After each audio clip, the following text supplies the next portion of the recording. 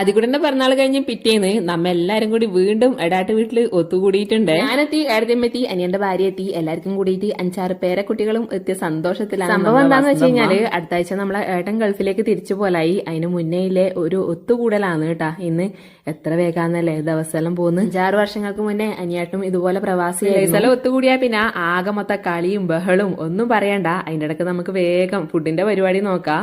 Chicken എല്ലാം മസാല വിരക്കി വെച്ചിട്ട് വെച്ച് വാങ്ങുന്ന പരിപാടി ഷൈനിക്ക് വിട്ടുകൊടുത്തിട്ടുണ്ട്. എന്നിട്ട് ഞാനും അടുത്തമ്മ വേഗം ചപ്പാത്തിന്റെ പരിപാടി നോക്കി.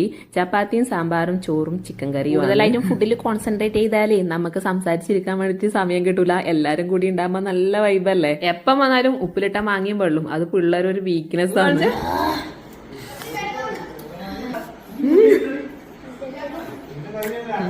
അല്ലാതെ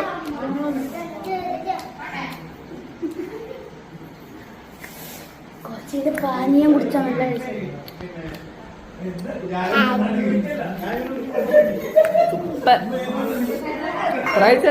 നല്ല ടേസ്റ്റ്. അല്ലെങ്കിൽ ഞാൻ ഉപ്പിലിട്ട മാങ്ങാൻ തിന്നില്ല, പല്ല് കുടിക്കുന്നോണ്ട് ഇത് ഒരു രക്ഷയില്ല. എല്ലാരും കൂടി ഒരുമിച്ചിരുന്ന് വർത്താനം പറഞ്ഞ് സമയം പോയത് അറിഞ്ഞിട്ടാ. പിന്നെ നമ്മ എല്ലാരും ഒരുമിച്ച് ഭക്ഷണം കഴിക്കാൻ വേണ്ടിട്ട് ഇരുന്നു.